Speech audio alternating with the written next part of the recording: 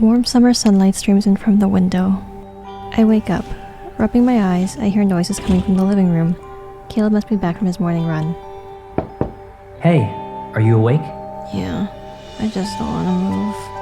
I roll over instead of immediately getting up to open the door. I got in a fight with my best friend. A few days have already passed, but I'm still not ready to make up with her. You sound tired. Are you about to faint from hunger while you're still in bed? I sigh and get up to open the door. Oh, nice. How did you know I was ready to drag you out of the room? On a perfect weekend, some people go for a morning run and others just want to sleep in. I thought we agreed to go out a few days ago. But you keep making excuses. The weather's nice today. Why not come outside with me? During my run, I ended up passing by that park we used to visit. They're having a fair nearby. Looking at him with little interest, I lean against the doorframe. A lot of people will be there, and it's gonna be hot. I knew you'd try to come up with a reason not to go. There are game and snack stalls set up around the park. And I checked it out already. It's not crowded. You want to walk around at least? Maybe. Seeing my hesitation, Caleb pulls me out of the room. He pushes me into the bathroom and I stand in front of the mirror. Look how messy your hair is. Mushrooms are basically growing out of your head. So, if you don't go out, we're eating mushroom stir-fry for lunch. As he talks, he pretends to pick a few imaginary mushrooms from my head. Ooh, they're homegrown and organic. Caleb, you're stupid. Wash up already, Pipsqueak. We'll head out once you're ready. His mushroom picking turns into an airplane taking off. I swat Caleb's hand away. He gives me a toothbrush. Are you calling the shots because Grandma's not home? Holding the toothbrush, I grumble. Huh? What did you say? Nothing. I said I'll get ready.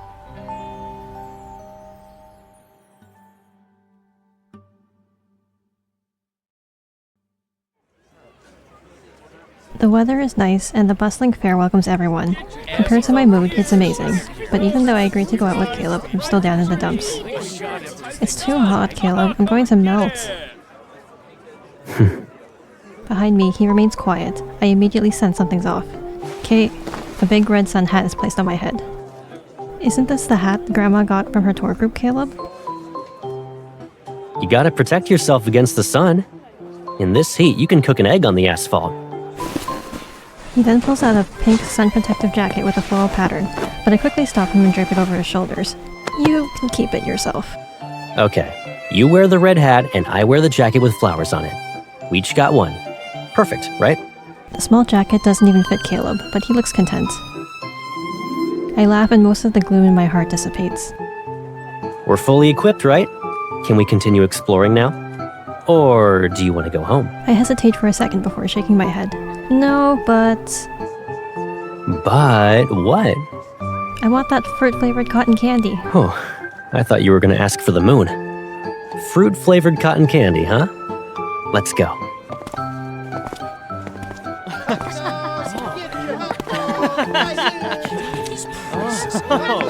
Caleb and I chat and laugh. The memory of the fight with my friend is pushed to the back of my mind.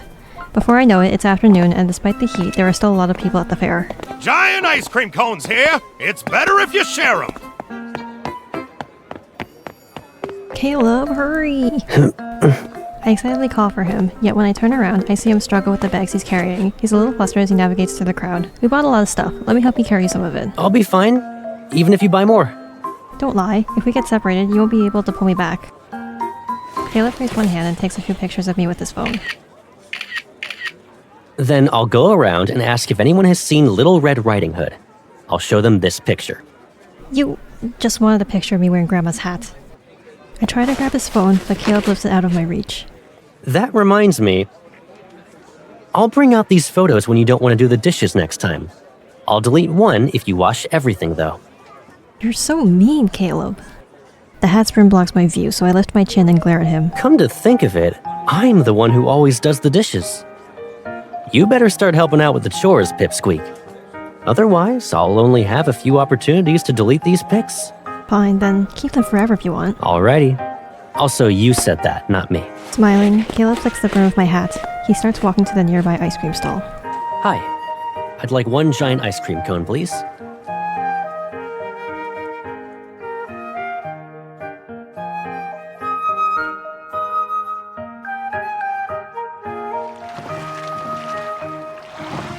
After finishing our mountain of food, Caleb and I sat on a swan boat by the small lake in the park. We're taking a break. I lazily pedal, but I sneakily put my feet up on the boat and slack off.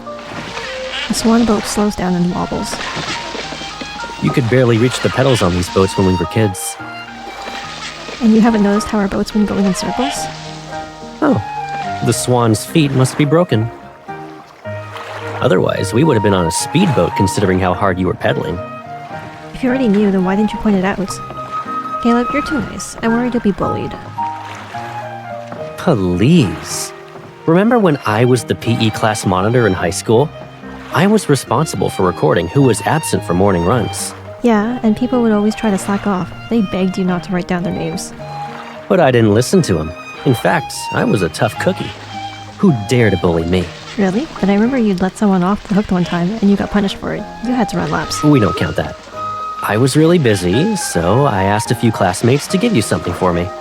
When they came back, they told me they brought you a lot of snacks along the way. They even said, Caleb, she was really happy. So I let him off the hook. And Teach punished me with 20 laps. Guilty, I cleared my throat. I thought those were all from you. That's why I accepted them. And I felt really guilty when I found out you got in trouble because of me.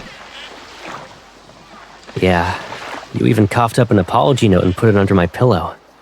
I was worried you were really mad. You're important to me, so I wanted to make sure there wasn't any bad blood between us. And I told you I wasn't mad. Was there anything to be broody about?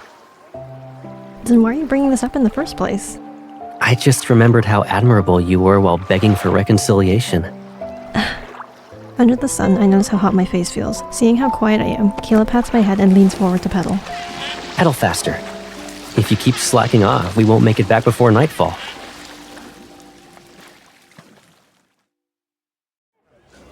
As evening approaches, the fair starts to quiet down. People slowly gather by the lake. What's going on over there? Because he's tall, Caleb can easily see above most people's heads. They're writing their wishes on paper lanterns. They should be setting them on the lake soon. Over here! Yeah, it's a good spot. Come on, guys! You better start walking now. We are! A group of students holding pens and paper lanterns takes the empty spot next to us. What did you write? I bet you wish to be a hunter. As if. You just want to be with your girlfriend forever, right? Shut up! If you say that out loud, it won't come true. Well, my wish is gonna come true. Let me see. For our 10-year high school reunion...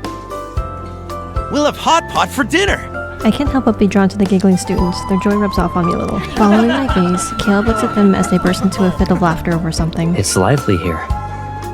Do you want to join in? I'd rather not. There are too many people around. Do you feel tired? I can give you a piggyback ride. Sure. Hop on. As the sky darkens, the lights around us blur. Many visitors head to the lake with their lanterns to make a wish. Caleb carries me on his back as he walks away from the bustling crowd.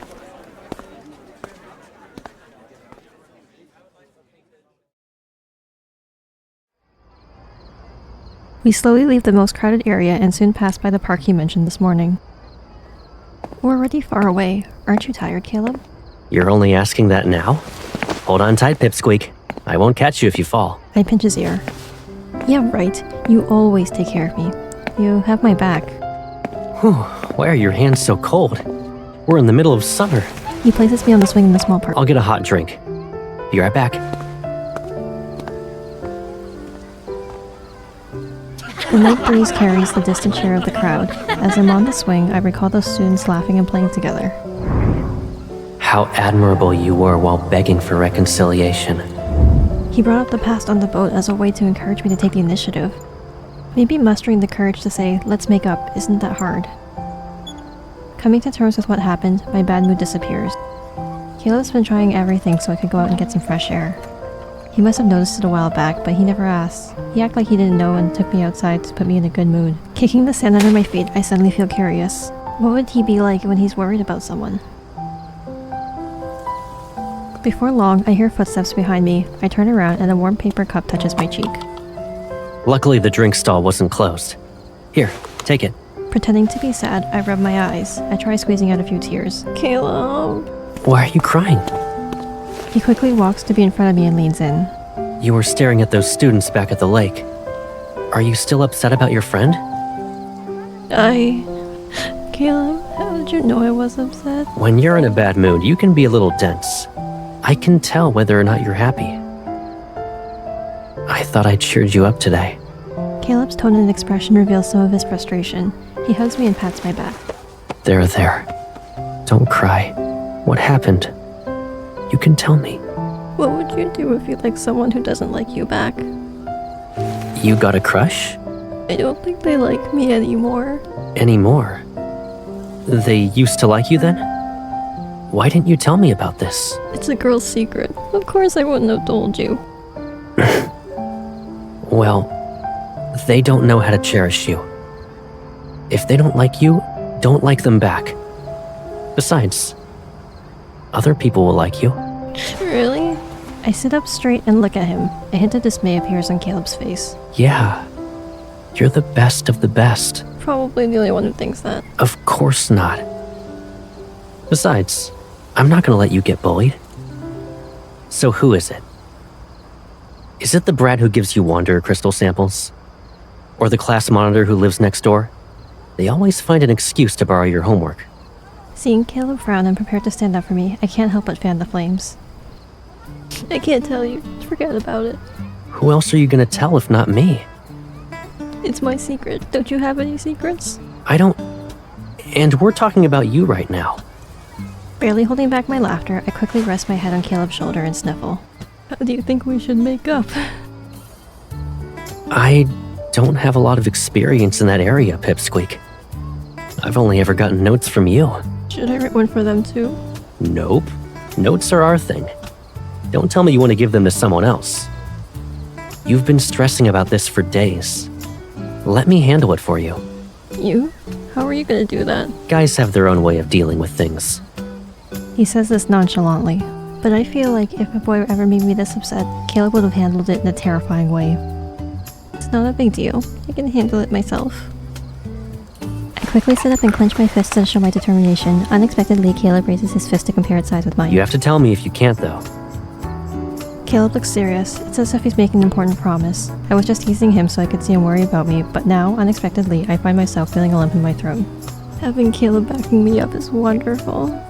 I throw myself at him again. I sniffle and rub my face against his neck. Caleb wraps his arms around me. If you have any grievances, I'll be there for you. But I didn't bring any tissues today. You're on your own with your tears and snot. I'll wipe them on your shirt. I already do the dishes. Now I have to do the laundry? Well, duh. If you don't do your chores, I won't be deleting those photos anytime soon. How about I develop them and hold a photo exhibition at your school? Your friends could see them too. I put some distance between us and punch his shoulder. Don't you dare. I have photos of you too. Lots of them even. Then we can show everyone our photos together. Yeah, no, the last thing I want is to be embarrassed with you. He laughs and talks about random things. I can't help but laugh too. You know, Caleb, you always find a way to cheer me up. You realize this now? Then will you always be the one to cheer me up? Pipsqueak, you're slower than a dial-up. Even your questions are laggy. Is that a yes or a no? What are you gonna do if I say no? I pause. I've never thought about it. What a coincidence. Me neither. What's your answer then? He hooks his pinky with mine. Yeah.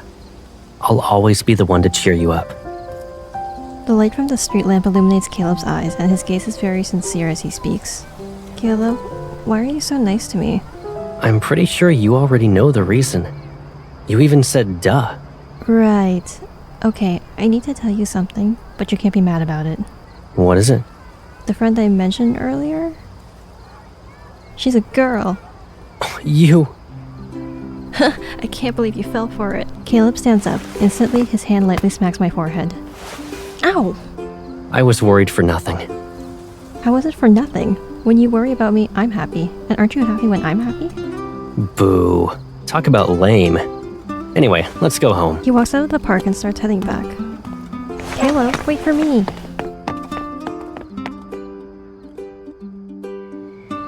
I catch up to Caleb. I tug his sleeve and look at him. Caleb, I'm starving. Didn't you eat a ton of snacks today? How are you hungry again? want to eat the food you make. Your cooking's the best. He slows down, but still has yet to respond. I decided to up the ante. Caleb, please don't be mad at me. How about you cook and I'll clean starting tonight? Is that okay? Sounds good to me.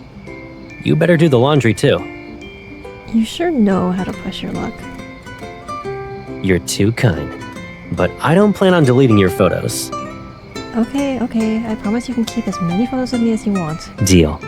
I grab his arm and shake it. So, what tasty food are you gonna cook for me tonight? Caleb suddenly pulls out Grandma's red hat. He plops it onto my head. We'll be having something special this time. Mushroom stir fry.